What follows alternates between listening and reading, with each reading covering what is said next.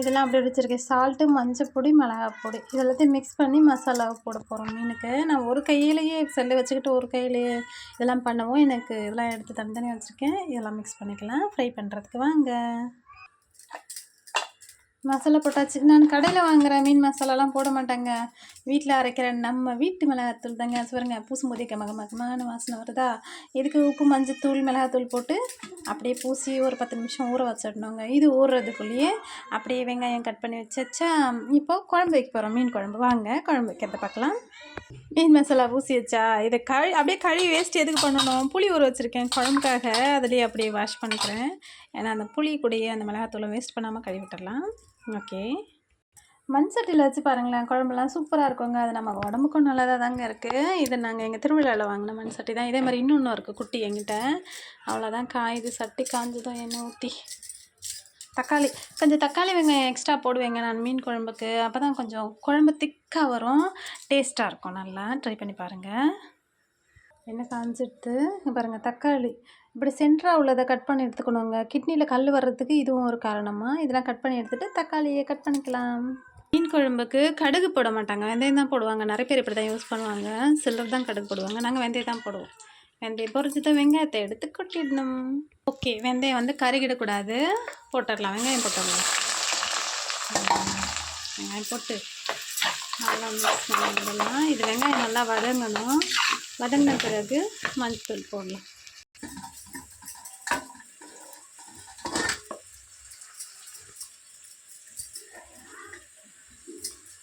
Okay, வெங்காயம் வதக்கிட்டே இருக்கட்டும். கொஞ்ச நேரம் கழித்து உப்பு, மஞ்சத்தூள் போடணும்.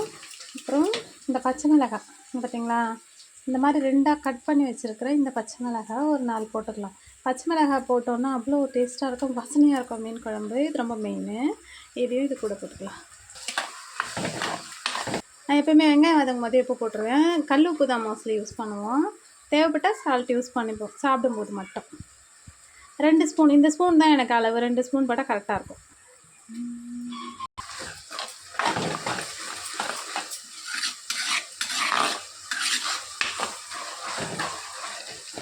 மஞ்சள் போட்டுக்கலாம். மஞ்சள் போட்டாச்சா நல்லா வதக்கணுங்க. நல்லா கொஞ்சம் ரோஸ்ட் ஆகணும் வெங்காயம். அப்போ தான் கொஞ்சம் குழம்பு நல்லா டேஸ்ட்டாக வரும். அது வதங்கிட்டே இருக்கட்டும். அதுக்குள்ளே தக்காளியை கட் பண்ணிடலாம். வாங்க, தக்காளியை சூப்பராக கட் பண்ணியாச்சு. அதுக்குள்ளே புளியை கரைச்சி இதில் வடிகட்டி வச்சாச்சு. இப்போ வெங்காயம் வதங்கிடுச்சு. இப்போ தக்காளியை கொட்டிக்கலாம். பார்த்தீங்களா, பச்சை மிளகாலாம் கலர் மாறிடுச்சா. இப்போ வந்து தக்காளியை கொட்டணும். இப்போ தக்காளி வதங்குற வரைக்கும் வெயிட் பண்ணுவோம். அப்போ குழம்பு நீங்கள் இன்றைக்கி இல்லை நாளைக்கு வச்சு சாப்பிட்டாலும் டேஸ்ட்டாக இருக்கும், கெட்டு போகாமல் இருக்கும். நல்லா வதங்கிடுச்சுன்னா. நாங்கள் எப்போயுமே மீன் குழம்பு வைக்கிறதுக்கு ஊர்லேருந்து அம்மா வருஷம் புளி வாங்கி கொடுத்து விட்ருவாங்க. ஊர் புளி தான் எனக்கு வந்து மீன் குழம்புக்கு செட்டே ஆகும். அதேமாரி நம்ம வீட்டில் அரைக்கிற மிளகாத்தூள் அதுதான் திக்னஸும் டேஸ்ட்டும் சூப்பராக இருக்கும். இப்போ ஊர் புளி தான் இது. இங்கே பாருங்கள், நான் ஊற வச்சு நல்லா கரைச்சி வச்சுட்டேன். நல்லா டேஸ்ட்டாக இருக்கும். கருப்பு புளி வந்து இல்லைனாலும் கடையில் கருப்பு புளி கொடுங்க, பழைய புளி கொடுங்கன்னு கேட்டு வாங்கிட்ட வந்ததுனால மீன் குழம்பு சூப்பராக இருக்கும். இப்போ இங்கே மசாலா ஊறிக்கிட்டே இருக்குது. இந்த பக்கம் அந்த மீன் ஃப்ரை பண்ணிடலாம். தக்காளி நல்லா வதங்கிட்டே வருதுங்க. எனக்கு டக்குன்னு என் பையன் அப்படியே குத்தி இப்படி உடைப்பான். எனக்கு அது பிடிக்காது. சும்மா அப்படி அழுத்தி விட்டுருவேன் தக்காளியெல்லாம். நான் அது நல்லா வதங்கிடும்.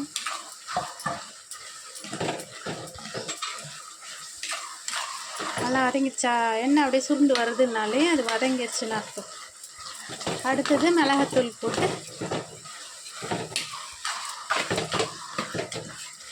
புளி கரைச்சல் இருக்குல்ல, அதை எடுத்து ஊற்றிப்போம். பாருங்க, மிளகாத்தூள் போட்டு வரேன். பாருங்க, நான் குட்டி ஸ்பூனில் தான் போடுவேன். ஒரு 9 ஸ்பூன் போட்டுக்குவேன். அப்படியே இந்த மிளகாத்தூள் அதில் போட்டுடலாம். போட்டு இதை மிக்ஸ் பண்ணி விட்டுடலாம். மிக்ஸ் பண்ணி விட்டுட்டு புளி கரைச்சல் எடுத்து ஊற்றி கொதிக்க வைக்க போகிறோம். அவ்வளோதான்.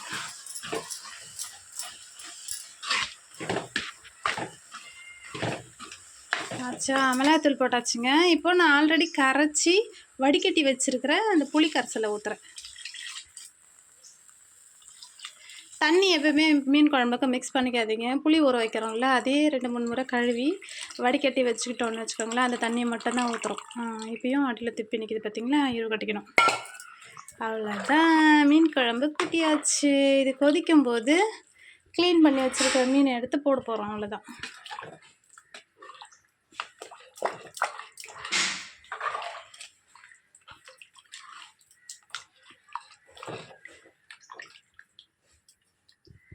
குழம்பு கூட்டியாச்சு. அப்படியே இதை க்ளோஸ் பண்ணி நம்ம கொதிக்க வைக்க போகிறோம்.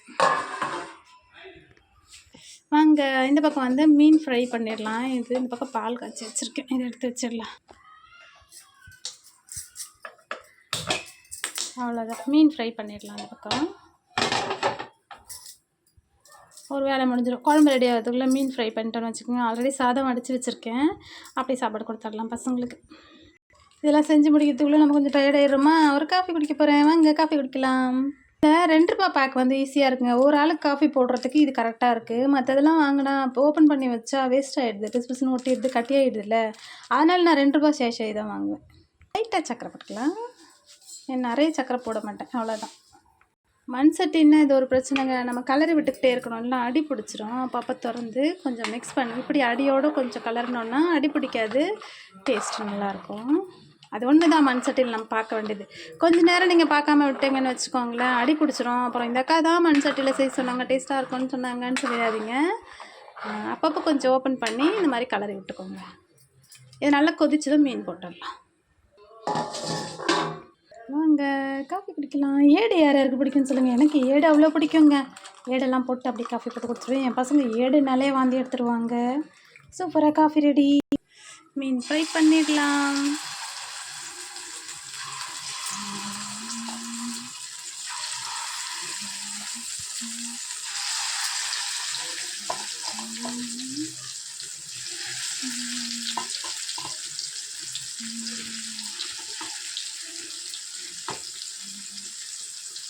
Okay, super. மீன் எப்போவுமே கொஞ்சம் ஸ்லோவில் வச்சு ஃப்ரை பண்ணால் நல்லா இருக்குங்க. இப்போ இதை அப்படியே மூடி விட்டுடலாம். க்ளோஸ் பண்ணிவிட்டா ஸ்லோவில் வச்சுட்டோன்னா அது பாட்டுக்கு ஃப்ரை ஆகும். அதுக்கப்புறம் ஒரு 10 நிமிஷம் 20 நிமிஷம் கழிச்சு எடுத்துடலாம். ரெடி ஆகிட்டோம். மீன் ஃப்ரை ரெடி ஆகிக்கிட்டே இருக்குது. அப்படியே குழம்பு கொதிக்க ஆரம்பிச்சிருச்சு. இப்போ மீன் போடலாமா?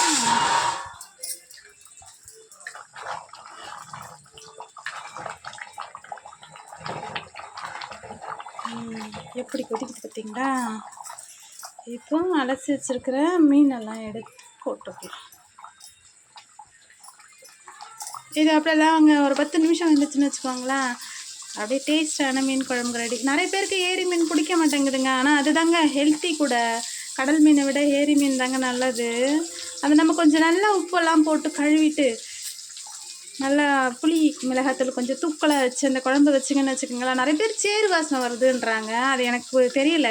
ஆனால் எங்களுக்கு அப்படி வராது. நல்லா க்ளீன் பண்ணிவிட்டு புளி மிளகாத்தூள் கொஞ்சம் எக்ஸ்ட்ரா போட்டு வெங்காயம் தக்காளிலாம் நிறைய போட்டு குழம்பு வச்சு பாருங்களேன், டேஸ்ட்டாக இருக்குங்க. எனக்கு தலை ரொம்ப பிடிக்கும், அதனால் தலையும் சேர்த்து போட்டுருவோம் குழம்புல. போட்டாச்சு. இப்போ ஒரு 10 நிமிஷத்தில் இந்த குழம்பு ரெடி ஆகிடும்.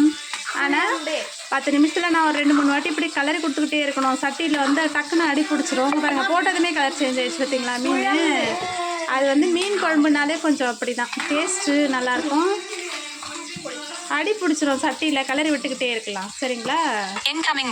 இந்த பக்கம் மீன் சூப்பராக ஃப்ரை ஆகிட்டு இருக்கட்டு. இங்கே மீன் போட்டாச்சு. மீன் குழம்பு இன்னும் ஒரு 10 நிமிஷத்தில் ரெடி ஆகிடும். சாப்பிடலாம் வாங்க எல்லோரும். சுவையான அதெல்லாம் ரெடி ஆகிறதுக்குள்ளே நான் கொஞ்சம் காஃபி குடிச்சிட்றேன். நின்று இதெல்லாம் செய்யும் போது எனக்கு கொஞ்சம் டயர்ட் ஆகிடுச்சு. இங்கே பாருங்கள், நான் கஷ்டப்பட்டு வேர்க்க குழம்பு வச்சுட்ருக்கேன். அந்த பசங்க வந்து கிராஸ் டாக் பண்ணுறாங்க. அப்படியே காண்டாவதா இல்லையா? அப்படியே நம்ம வாய்ஸ் ஸ்டோன் மாறுதா? என் பொண்ணு சொல்கிறா, இப்போ மட்டும் எங்ககிட்ட கட்டி பேசுகிறேன், வீடியோவில் மட்டும் அப்படியே மியாமியான்னு பேசுகிறேன்றா என் பிள்ளை. இப்போ நான் வேலை பார்க்கும்போது டென்ஷன் பண்ணால் கோவம் வருமா இல்லையாங்க? அனலில் நின்று செஞ்சு பார்த்தா தானேங்க தெரியும் கஷ்டம் என்னன்னு பிள்ளைங்களுக்கு. இப்போ மீனை திருப்பி போட்டுடலாம். வெந்துடுச்சு அந்த பக்கம். பாருங்கள், நல்லா இருக்கா? ரொம்ப என் பிள்ளை மீன் வறுத்து கொடுப்பா, சூப்பராக இருக்கும். ஆனால் என்ன பண்ணுவா, மீனை கருவாடு மாதிரி வறுத்து எடுத்துருவா. எனக்கு பிடிக்கவே பிடிக்காது. இது கொஞ்சம் நேரம் சாஃப்டாக இருந்தனால அதுதானே இருக்கும். கொஞ்சம் முருங்கன்னு இருக்கணும், கொஞ்சம் சாஃப்டாக இருக்கணும். ரொம்ப மீனை ஃப்ரை பண்ணுறேன்னு அப்பா மீன் வறுத்துட்டாமா அப்படின்னு சொன்னால் போதும், ஒரு 1/2 மணி நேரம் வறுப்பாங்க மீனை. அப்படியே கொண்டு வந்து கொடுப்பா பாருங்க, அப்படியே கருவாடு சாப்பிட்ற மாதிரியே இருக்கும். அவ்வளோ முருங்கன்னு வறுத்து எடுத்துன்னு வந்து தருவா. எனக்கு அது பிடிக்கவே பிடிக்காது. இன்றைக்கி நான் மீன் ஃப்ரை பண்ணுறேன். என் பொண்ணு எதாவது சொல்கிறேன், நான் சூப்பராக மீன் ஃப்ரை பண்ணுவேன், நான் தானே பண்ணுவேன், இன்றைக்கி ஏன் நீ பண்ணுறேன்னு கேட்குறா என் பிள்ளை என்ன. நல்லா இருக்குல்ல? இந்த மாதிரி தான் பண்ணணும். ரொம்ப மொறு மொறுன்னு கருவாடு மாதிரி டீப் ஃப்ரைலாம் பண்ணால் நல்லா இருக்காதுங்க, சாப்பிட டேஸ்ட்டும் நல்லா இருக்காது. திருப்பி போட்டாச்சு. மறுபடியும் ஒரு 10 நிமிஷம் இதில் மூடி வச்சுட்டா அழகாக ஃப்ரை ஆகிடும். மீன் ரெடி ஆகிடும். மீன் குழம்பு கொதிக்க ஆரம்பிச்சிருச்சு. இந்த காஃபியை போட்டால் இன்னமும் குடிக்கலைங்க, வேலை பார்த்துக்கிட்டே தான் இருக்கேன். அடி பிடிச்சிரும் இது கலரி விடலைன்னா. அதுவும் இந்த மாதிரி கரண்டி இந்த பக்கமாக உள்ள விட்டு இப்படி அடியோடு கலரணும். ஏன்னா மீனும் கரையக்கூடாது, அடியும் பிடிக்கக்கூடாது இல்லைங்க, அதனால் இப்படி கிளறி விட்டுருவேன் நான். அவ்வளோதான். மீன் குழம்பு கமகமான வாசனை வருது. கொத்தமல்லி போட்டு இறக்கிட்டா மீன் குழம்பு ரெடி. சரி, ஓகே, இது ஃப்ரை ஆகிக்கிட்டு இருக்கட்டும். மீன் குழம்பு மறுபடியும் ஒரு தடவை கலரி விடலாமா? சரி, இன்னும் கொஞ்சம் நேரம் கொதிக்கட்டும்.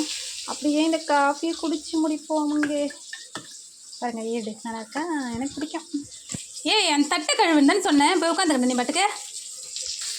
இங்கே பாரு, சூப்பராக வந்துடுச்சா? மசாலாலாம் ட்ரை ஆகிடுச்சு. ஓ, இது வேகலையாங்க? இங்கே பாருங்கள், என் பொண்ணு இது வேகலை, நான் மறுபடியும் ஃப்ரை பண்ண போகிறேன், என்னோட பீஸை மட்டும் நீ கொடுத்துரு அப்படின்றா. என்ன பண்ணுறது இவங்களெல்லாம் வச்சுக்கிட்டு நம்ம. இது போய் வேகலையாங்க, அருமையாக வந்துடுச்சுங்க பாருங்கள், மசாலாலாம் கூட. அதுதான் பாப்பா, நீ கருவாடு மாதிரி ஆகிற வரை இப்போ ஃப்ரை பண்ணுற அந்த மாதிரி ஆகக்கூடாது. வேறு இப்படி பிரித்தா சாஃப்டாக இருக்கலாம் மீன். நெடி ஏறுது, இதை இன்னமும் ஃப்ரை பண்ணுன்றா என் பிள்ளை. என்ன பண்ணுறது அவளை? மீன் ரெடி, நான் ஆஃப் பண்ண போகிறேன். கீர்த்தி, உனக்கு வேணா நீ ஃப்ரை பண்ணிக்கோ, மறுபடியும் வேணா ஓ. அந்த காலத்துலலாம் அம்மா எதுதான் செஞ்சு கொடுப்பாங்களா, சாப்பிடலான்னு வெயிட் பண்ணிட்டுருவோம் நம்ம. இப்போ நம்மலாம் இங்கே பாருங்கள், நம்ம வைக்கிறதெல்லாம் குறை சொல்லுதுங்க அந்த பசங்க. மீன் குழம்பு சூப்பராக ரெடி ஆயிடுச்சு. நான் வைக்கிற மீன் குழம்பு எங்கள் மாமாவுக்கும் பிடிக்கும், என் பசங்களுக்கும் பிடிக்கும், ரொம்ப ரொம்ப பிடிக்கும். கீர்த்தி, அம்மா மீன் குழம்பு உனக்கு பிடிக்குமா பிடிக்காதா? நீ சொல்கிறது எனக்கு கேட்கல. இங்கே பாருங்க, மீன் ரெடி ஆயிடுச்சு, குழம்பு ரெடி ஆயிடுச்சு, சாப்பிடலாம் வாங்க. எங்கள் வீட்டில் இன்னைக்கு ஏரி மீன், விரால் மீன் குழம்பு சூப்பராக ரெடி ஆயிடுச்சு. எல்லோரும் வாங்க, எங்கள் வீட்டில் இன்னைக்கு சண்டே ஸ்பெஷல் இதுதான். பாய் எல்லாருக்கும், பாய், ஹாவ் எ நைஸ் டே. பார்த்தீங்களா, சூப்பராக வந்துடுச்சு.